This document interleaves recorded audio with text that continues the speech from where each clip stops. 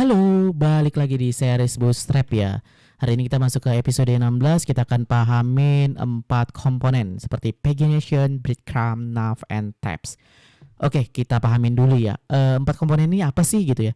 Jadi 4 komponen ini merupakan komponen navigasi yang membantu user berpindah halaman, memahami posisi mereka ada di mana, terus serta mengatur konten di dalam bagian yang jauh lebih rapi.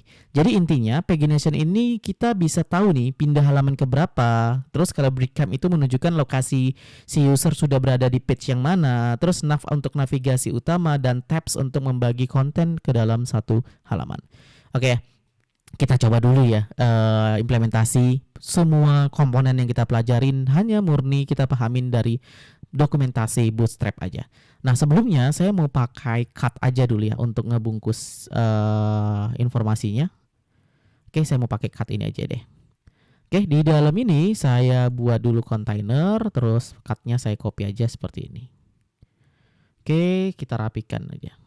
Oke, harusnya kayak gini aja. Nah, di sini saya misalnya mau buat data pasien kayak gitu ya. Nah, di dalam cut body saya mau buat dia berada punya komponen ya. Nah, table. Oke, ya di sini saya buat table aja. Terus di sini saya buat thread. Sorry. Kok nggak tampil? Thread. Oke. Dalamnya TR, dalamnya TH, misalnya nomor RM, TH, nama pasien, TH misalnya poliklinik atau layanan deh, TH dokter. Oke, lebih kurang kayak gitu.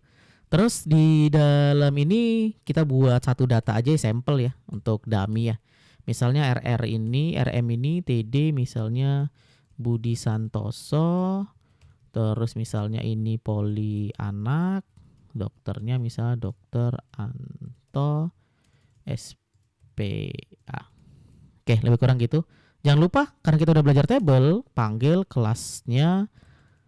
Kita pakai kelas table, tambahkan table, saya pakai table triplet.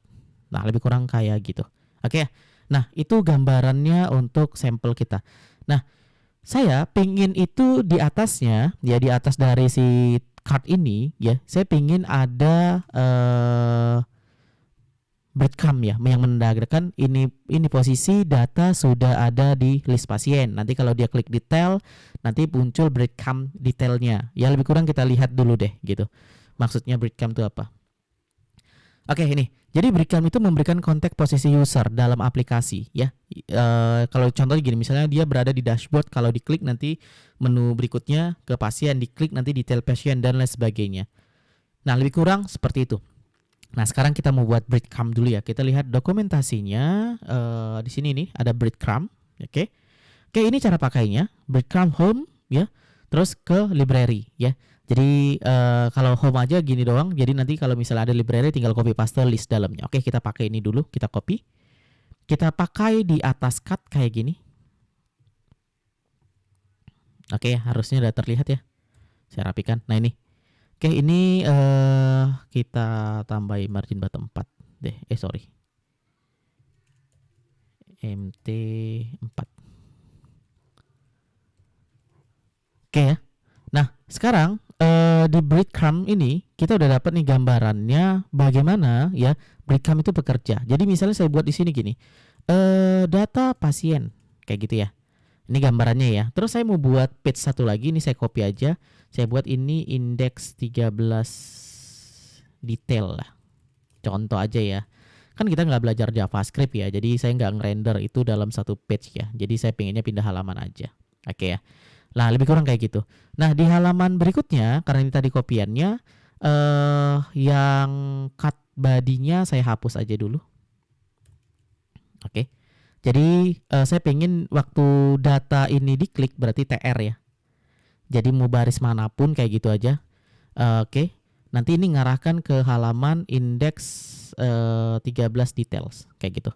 Jadi kalau diklik nanti dia ngarahkan ke indeks 13 detail. Lebih kurang kayak gitu. Oh, sorry. Kita harus pilih indeks 13 detail. Oke. Nah, sekarang di indeks 13 detail kita tambahin dulu nih listnya. Ini misalnya jadi kita buat apa ya? Rincian pasien ya, atau pasien. Nah, gitu aja deh gitu ya. Nah, ini kita pakai dummy ya. Saya buat ini nama pasiennya aja, Budi Santoso. Oke, jadi nanti kalau diklik ke Budi Santoso, bentar dulu. Kita pasang di npm aja ya, nrm ya. Di sini saya cut, saya kasih tag A. Nah, di sini saya kasih indeks HTML13. Nah, kalau diklik nanti indeks 13 loh, salah nih. Mana? Indeks 13 detail HTML. Oke, kalau diklik kayak gini. Nah, itu muncul pasien Budi Santoso. Oke. Nah, pas di sini kita mau bisa balik lagi nih ke data pasien. Berarti di sini data pasiennya di sini kita kasih tag A. Oke. Ini mengarah ke indeks 13 aja. Dah, gini. Jadi dia bisa balik lagi. Ya, ini detailnya, ini balik lagi. Ya, lebih kurang kayak gitu. Nah, sekarang gini. Kita udah pelajarin nih ya bagaimana cara pakai ya si breadcrumb-nya. Ya, jadi breadcrumb itu untuk nandain lokasi nih. Jadi kalau nanti diklik pasien detailnya muncul. Oh, ini berada di Budi Santoso gitu ya. Nanti kalau misalnya mau balik lagi, klik aja data pasien, balik lagi ke menu sebelumnya. Nah, itu namanya breadcrumb. Nah, sekarang bagaimana kalau pagination ya? Jadi kalau kita balik lagi ke pagination, ini pagination. Nah, ini cara pakainya. Jadi gambarannya mungkin pernah nggak kamu lihat aplikasi yang misalnya datanya udah banyak, terus nampilkan datanya nggak mungkin semua, itu kan pasti buat bingung usernya, banyak kali kan nge-scroll ke bawah, terus datanya di reload juga jelek kan gitu ya. Nah, kita buat page ya. Nah, kita bisa gunakan page komponen pagination. Tadi kan ini kita udah copy nih. Oke, kita blok aja, kita copy, kita letak ini di bawah table ya. Berarti di file index HTML13 ini saya mau letak di bawah table tuh kayak gini. Jadi pagination tuh kayak gini. Pernah lihat ya? Berarti nanti kalau misalnya dia di page pertama, page kedua, page ketiga, page nah ini pakai pagination. Tapi kita belum fungsikan si pagination ini ya, karena nanti harus belajar salah satunya ya pasti bahasa JavaScript ya. Ya, jadi untuk ngambil data, terus datanya nanti di page per offset, misalnya per data limitasi 10, tampil 10 halaman aja di page pertama. Nanti di next kedua datanya diambil lagi per data 11 sampai 20. Nah, dan seterusnya. Tapi lebih kurang kayak gitu cara pakainya. Oke ya.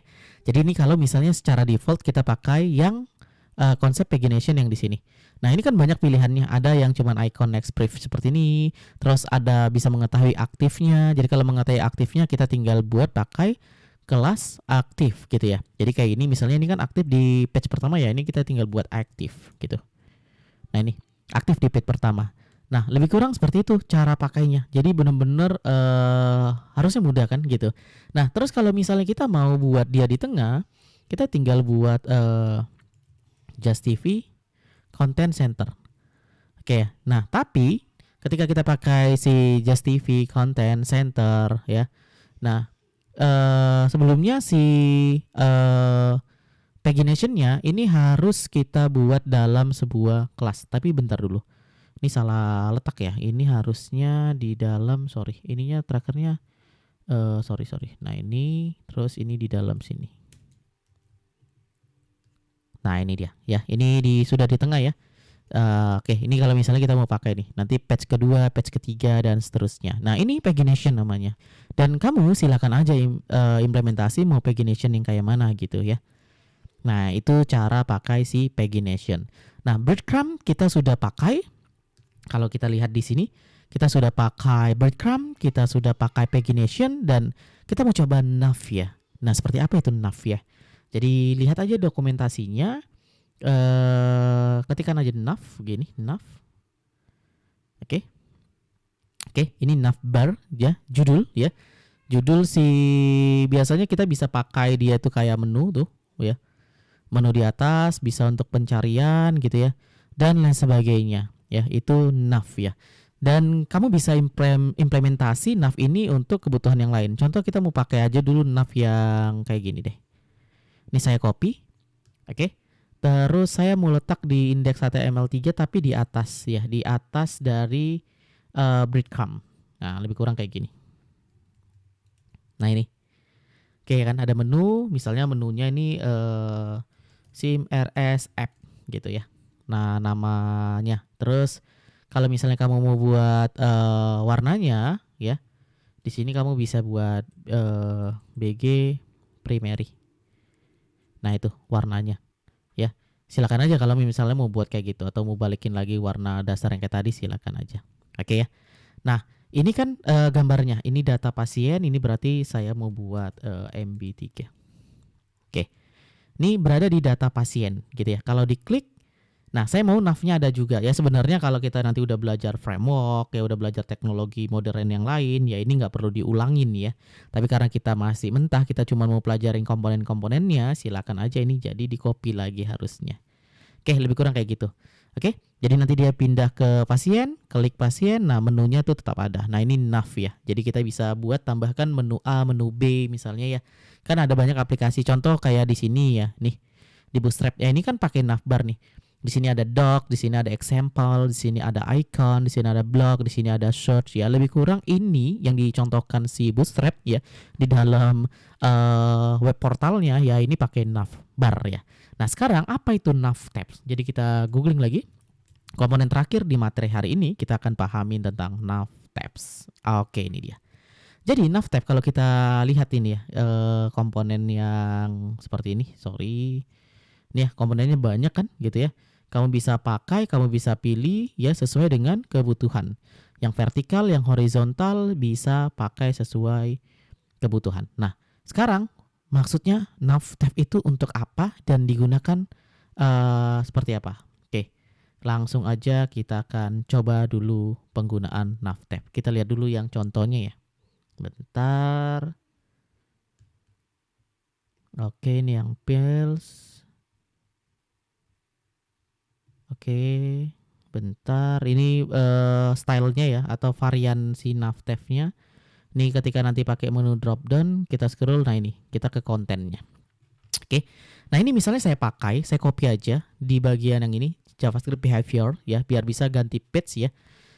Saya mau ini handle di index detail 3. Jadi kalau nanti diklik di bawah si Budi Santoso, berarti di bawah si nav ini saya punya navigasi kayak gini. Nah ini. Jadi contohnya yang home ini saya gantikan misalnya data pasien, data profil pasien. Di sini misalnya CPPT-nya, di sini misalnya permintaan obatnya. Oke, yang ini saya hapus saja deh. List yang ke-4. Ini saya hapus. Oke, lebih kurang kayak gini. Nanti kalau diklik data pasien, ya muncul informasi data pasien. Oke, kita ambil contoh aja ya. Kita ambil dummy aja ya. Kita buat form control example, copy aja. Terus di bawah titik-titik ini, berarti kan di nav pertama kalau diklik, nah ini nanti jalanin informasi pasien ya. Misalnya contoh di sini nanti nama pasien, contoh aja ya. Ini alamat. Oke, jadi lebih kurang kayak gini. Oke, nama pasien, alamat. Nah, CPPT ini misalnya jalankan pola yang sama tapi lebih ke komponen isian CPPT. Misalnya saya buat di sini keluhan pasien, pemeriksaan fisik, contoh aja ya. Jadi kalau diklik CPPT isiannya ini. Dan di bawahnya misalnya ada satu tombol, kita buat tombol simpan.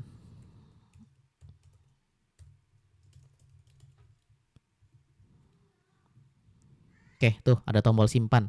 Nah, permintaan obat silakan aja gitu ya. Nah, ini namanya nav tab ya.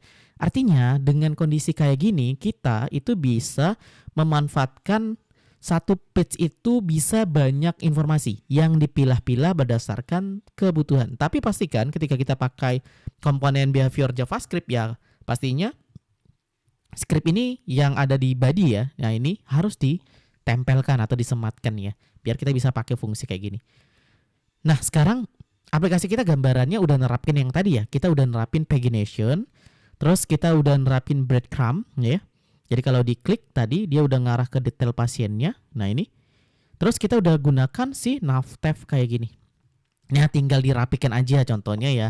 Si nav tab ini dikasih card biar warna latar belakang sama komponen isi di dalamnya bisa jelas perbedaannya. Nah ini di bagian data pasien dan CPPT ini tanpa harus reload ya, tanpa pindah file ya, filenya tetap nih berada di dalam indeks detail 13 walaupun kita udah pindah-pindah karena memang dirender di dalam satu file. Nah, silakan improvisasi di page kamu, di aplikasi kamu, teknologi si Bootstrap ini untuk komponen-komponennya salah satunya komponen si Navtev ini banyak banget dipakai di aplikasi yang sebenarnya informasinya kompleks tapi kita harus pecah-pecah informasinya atau dikelompokkan informasinya biar jadi lebih gampang dibaca dan dipahamin user. Oke, kita lanjut di episode berikutnya.